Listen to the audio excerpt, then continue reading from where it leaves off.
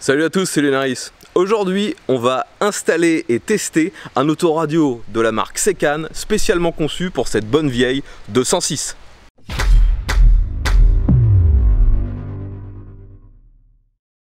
Les amis, aujourd'hui je teste de nouveau un autoradio multimédia tout à fait moderne de la marque Secan. Si vous suivez ma chaîne depuis longtemps, vous aviez peut-être déjà vu, j'ai testé il y a maintenant plusieurs années un autoradio de cette marque qui était spécialement conçu pour rentrer dans ma Toyota MR2 que j'avais à l'époque. Aujourd'hui, on va être sur un modèle que vous connaissez, vu qu'on est sur une 206, et ils ont également des autoradios multimédia avec toutes les fonctions modernes spécifiquement conçues pour cette voiture. Donc dans un premier temps, on va faire un petit déballage, vérifier ce qu'il y a comme matos, et ensuite place à l'installation et au test du produit. Donc voilà ce que j'ai reçu de la part de Secan. J'ai été assez surpris d'ailleurs de voir que c'est livré en vrac, il n'y a pas de notice, il n'y a pas de carton avec un numéro de série ou quoi que ce soit. C'est livré comme ça, on a tous les connecteurs qui vont être très certainement nécessaires pour brancher ça dans le véhicule. On a les différentes antennes, les adaptateurs, enfin il y a logiquement tout ce qu'il faut. Et vous avez la console qui est directement montée avec l'autoradio. Donc c'est du plastique ABS. On verra tout à l'heure si ça se monte facilement. Et donc cette console intègre maintenant directement cette autoradio avec un écran de 9 pouces. Et de l'autre côté, vous pouvez voir que c'est très simple, hein. On retrouve les différentes fiches qui vont être utilisées. Vous voyez que finalement c'est un produit qui est très fin, hein. Ça ressemble beaucoup au modèle que j'avais eu il y a de ça des années sur AliExpress pour vraiment très peu cher. On verra tout à l'heure si ça fonctionne bien, si c'est au niveau du prix qui est demandé pour ce produit. Donc les amis, vous voyez pour l'instant je suis dans la 206, on a encore la console centrale d'origine avec un emplacement indigne.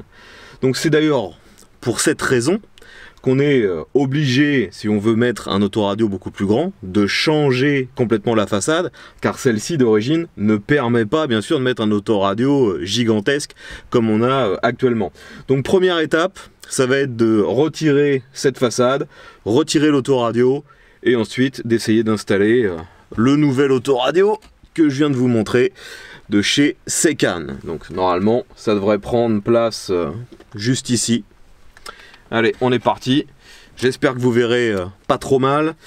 Pour retirer tout ça, j'ai quelques outils en nylon afin de ne pas abîmer les plastiques. Donc finalement, tout est tenu, je dirais, par des agrafes, mis à part ici où on a, vous voyez, deux vis. Donc c'est du Torx. C'est les deux seules vis que j'ai vues pour l'instant. Et visiblement, il n'y a vraiment que celle-là. Ouais. Donc je les récupère, parce que je suppose qu'il faudra les réutiliser par la suite.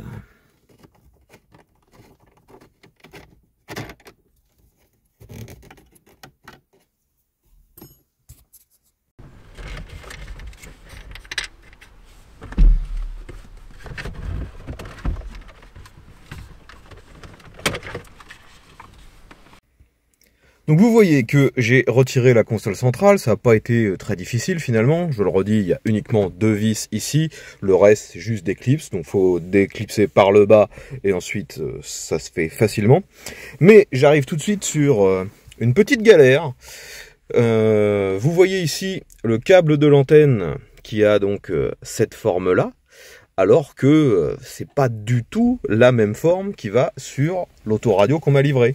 Donc heureusement, j'avais en stock un petit adaptateur qui permettra donc de convertir la prise dans l'autre format. Mais clairement, là, si je n'avais pas eu ça en stock, eh ben, j'étais bloqué. Je ne pouvais pas brancher l'antenne sur le nouvel autoradio. Je vous montre.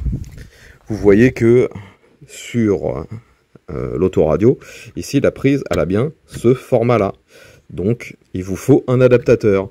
Dans ce qui est fourni, ils fournissent un adaptateur, mais c'est pas du tout le bon. Là, on est sur un adaptateur, donc format ISO, jusqu'à, je sais plus le nom de cette prise-là, mais c'est quelque chose qu'on voit parfois chez Renault. Donc, c'est pas du tout adapté pour la 206. Il vous faut ça. Donc l'étape suivante, c'est tout simplement de brancher tous les câbles qui sont fournis à l'arrière de l'autoradio. Donc on ne peut pas se tromper vu que chaque câble a une fiche dédiée, c'est assez simple. Et après vient la phase critique, réussir à remettre les ailettes pour les aérations. Donc c'est quelque chose qui est fixé uniquement par force, il n'y a pas de vis, il n'y a rien, c'est monté serré, c'est la déformation du plastique qui ensuite permet de bloquer. Donc il faut y aller très très cool, et en fait vous avez juste, vous voyez, deux points de fixation, un là, un autre de l'autre côté. Donc là, j'ai réussi à démonter un premier. Maintenant, il faut que je démonte le mécanisme au milieu, puis l'autre. Et ensuite, d'ailleurs, que je prenne le temps de remettre cette ailette qui s'est déboîtée. Enfin, il n'y a rien de très très compliqué. Il faut juste y aller gentiment, pas forcer. Et comment dire, ne pas non plus avoir trop peur. Parce qu'il va falloir quand même suffisamment tordre le plastique pour sortir ça. Et ensuite le remettre. Dans les deux cas, ne bourrinez pas, prenez votre temps et ça devrait passer.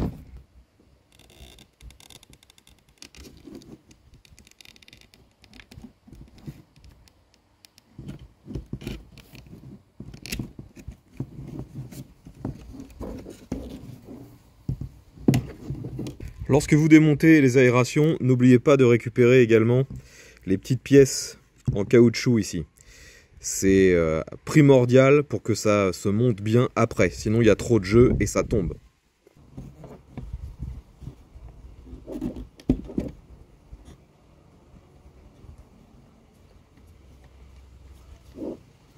Donc les amis, j'ai finalement terminé l'installation de cette autoradio Secan. Donc j'ai eu quand même quelques petites galères que j'ai pas forcément pensé à filmer. Déjà, j'ai vraiment été pénalisé par la longueur de l'antenne. Ça rentre à peine, il faut plaquer le système et il vous reste quoi 2 cm de marge. C'est vraiment le problème. Souvent, on arrive à bien le mettre, mais on a l'antenne qui se sort de son logement, donc forcément, c'est problématique. Mais c'est faisable. Sinon, l'autre problème que j'ai eu au début, lorsque je mettais en route, ça démarrait bien, mais lorsque je coupais le contact, ça ne s'éteignait pas. Et ensuite, lorsque je le redémarrais, ça avait perdu quasiment tous les paramétrages, ça gardait rien en mémoire. Donc ça, en fait, c'était juste deux fils qui étaient, enfin, qu'on doit inverser. Le jaune et le rouge, c'est quelque chose qui est assez fréquent sur les autoradios. Parfois, d'une marque à l'autre, les deux fils sont inversés. Donc là, j'ai dû les couper, mettre un domino, les inverser. Et là, j'ai plus de problème. Mais vous allez voir quand même que il a une petite tendance à être très très long à s'éteindre. Là, vous voyez, j'enlève carrément la clé et il va lui falloir facilement 30 secondes avant de s'éteindre. Mais il finit par s'éteindre, hein. Donc là, il y a, en termes de câblage, il n'y a plus de problème. Mais c'est très long.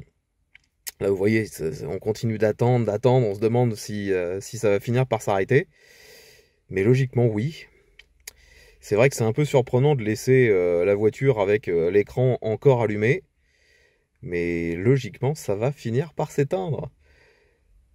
Et là, je me demande finalement si c'était pas plus de 30 secondes. Alors, qu'est-ce qu'il raconte? Il veut plus s'éteindre. Voilà. Donc vous voyez, c'est vraiment long, il y a vraiment un gros décalage.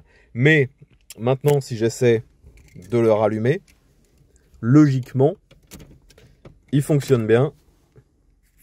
Là, je remets le contact et vous voyez que ça me remet exactement sur le menu où j'étais précédemment et il essaie instantanément de se reconnecter à Internet vu que j'étais sur YouTube.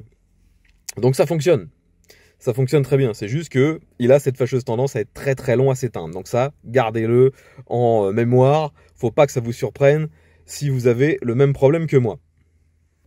Maintenant, donc, on a vu l'installation, on va passer au test rapide de cette autoradio. Vous allez voir que globalement, j'ai pas grand-chose à dire, car on retrouve les fonctions standards de tous les autoradios type tablette. En fait, il faut bien se mettre en tête qu'il s'agit d'une tablette Android. C'est d'ailleurs un Android 11. Si on va dans les paramètres, on devrait retrouver les informations. Donc, à propos de la tablette, donc on a le modèle, voilà, vous voyez Android 11, dernière mise à jour faite le 5 juillet, et on doit avoir aussi les infos matérielles dont je vous parlais tout à l'heure. Donc on peut voir qu'on est sur un quad-core, 1 giga 8, et vous avez 2 gigas de mémoire. Donc il ne me semble pas que ce soit le modèle le plus haut de gamme proposé, et pourtant, actuellement, j'ai pas eu le moindre problème. Ça fonctionne très bien. Il a fallu quand même que je pense à le mettre en français, mais c'est tout à fait faisable, vous le voyez.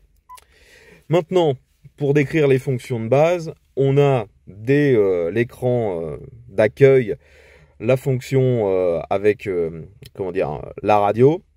Vous avez la navigation, et là bien sûr la navigation, vous pouvez choisir quel logiciel de navigation va se lancer quand vous appuyez là-dessus. Actuellement, c'est directement un logiciel interne et un logiciel qui ne nécessite pas d'être sur internet. Donc cette autoradio fait bien un GPS et de manière autonome. Vous n'êtes pas obligé de le relier à votre smartphone pour ça. Ça, c'est très bien. Ensuite, vous avez la radio, la musique, les vidéos. Et le truc, c'est que même si vous trouviez des, des contraintes sur tous ces logiciels, on est sur une tablette Android, donc il vous suffit de vous connecter ensuite sur le Play Store ou d'installer directement les applications que vous voulez directement avec cet installeur. Vous pouvez installer tout ce que vous voulez. D'origine, on a YouTube, donc j'étais dessus il y a quelques secondes sur ma chaîne. On a Netflix, vous avez la possibilité de relier des systèmes de pression de pneus sans fil. Vous pouvez, vous retrouvez donc le fameux logiciel de navigation dont je vous parlais tout à l'heure. Enfin, c'est assez complet d'origine. Et comme toutes les tablettes, c'est à vous ensuite d'installer ce que vous voulez pour en faire l'usage qui vous convient. Là, je vous montre juste rapidement la navigation qui est directement interne. Je ne sais pas pourquoi elle a été rebaptisée Israël. De mémoire, ce logiciel ne s'appelait pas comme ça avant. C'est peut-être juste le raccourci qui a été rebadgé comme ça. Vous voyez, c'est l'application Igo Navigation. Même chose, donc il a fallu que je prenne quand même 2-3 secondes afin de la reconfigurer en français, parce que d'origine, ce n'est pas en français. Les traductions, vous voyez que c'est quand même limite, hein. Il y a certains paramètres qui ne sont pas vraiment traduits, mais ça reste fonctionnel. Personnellement, c'est une application que j'aime bien et c'est surtout qu'elle est très pratique. Vous n'êtes pas obligé d'avoir du réseau pour l'utiliser. Donc les boutons, ce sont des boutons un peu tactiles. C'est pas des vrais boutons physiques. Vous pouvez donc l'allumer, revenir au menu, le bouton retour, plus moins pour le niveau sonore. Enfin, ça fonctionne très bien. Hein. Et vous voyez que c'est réactif. Hein. Il y a rien à dire. Vous avez la radio, bien sûr. Donc là, je vais couper le son. Ça fonctionne très bien au niveau des réceptions. On retrouve plein de stations. C'est même surprenant ici qu'ils reçoivent autant de stations facilement. Par là où j'habite d'habitude, la réception est plutôt mauvaise. Là, elle est très très bonne. Sinon, c'est une application relativement standard. Vous la connaissez si vous utilisez ce genre de dispositif habituellement. Vous avez possibilité de lire des musiques qui auraient été mises sur un support en USB.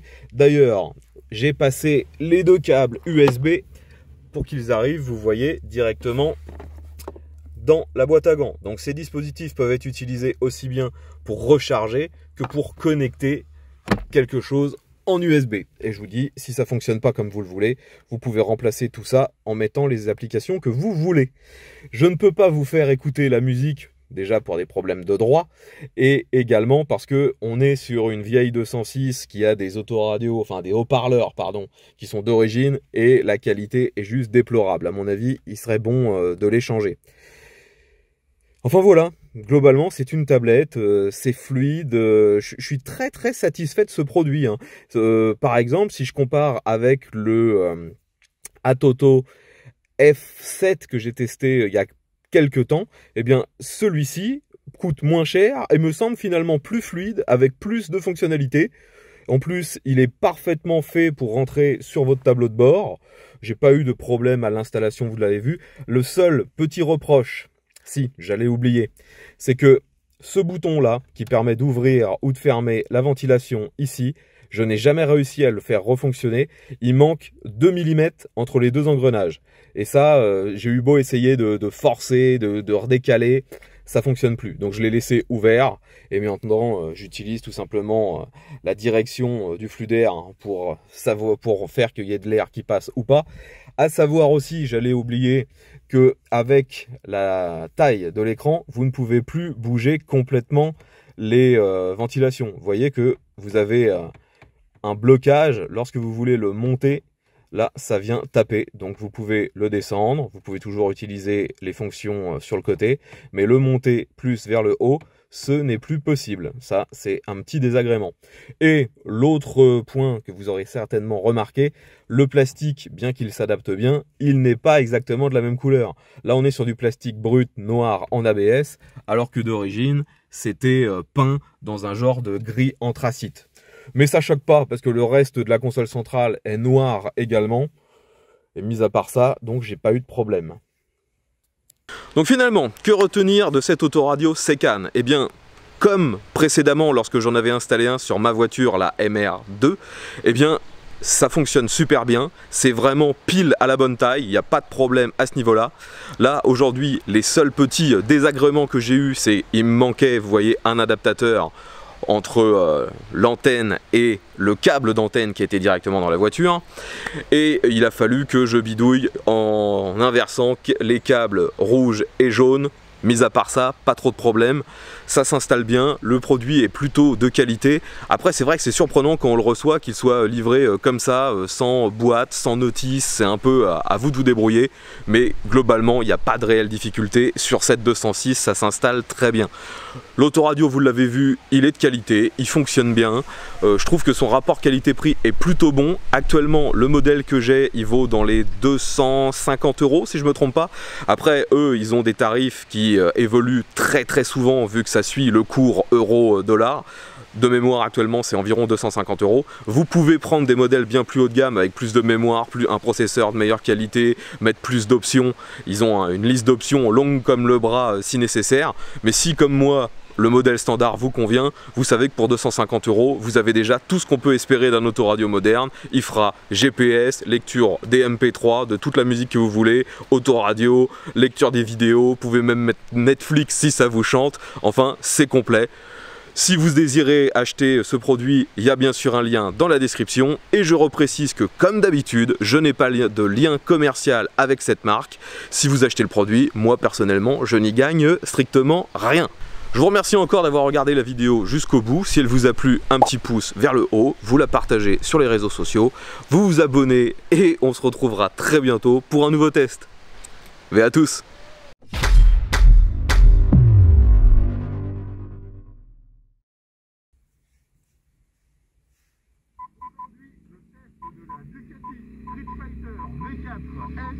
Modèle 2020. Allez, c'est parti.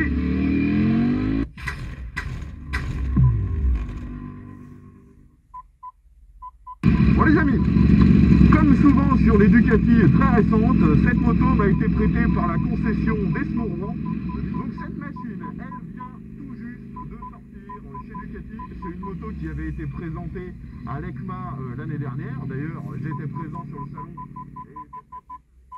Donc les amis, vous aurez vu sur ce bref test qu'au niveau sonore, les haut-parleurs, comme je vous disais, ils sont vraiment pas terribles. Ça vibre énormément, je me demande si les membranes ne sont pas déchirées par endroits. Mais sinon, au niveau de la qualité vidéo, de la connexion, tout est fluide, tout réagit bien. Il n'y a vraiment aucune difficulté. Il n'y a pas forcément besoin de prendre le modèle le plus haut de gamme pour avoir une réactivité tout à fait satisfaisante.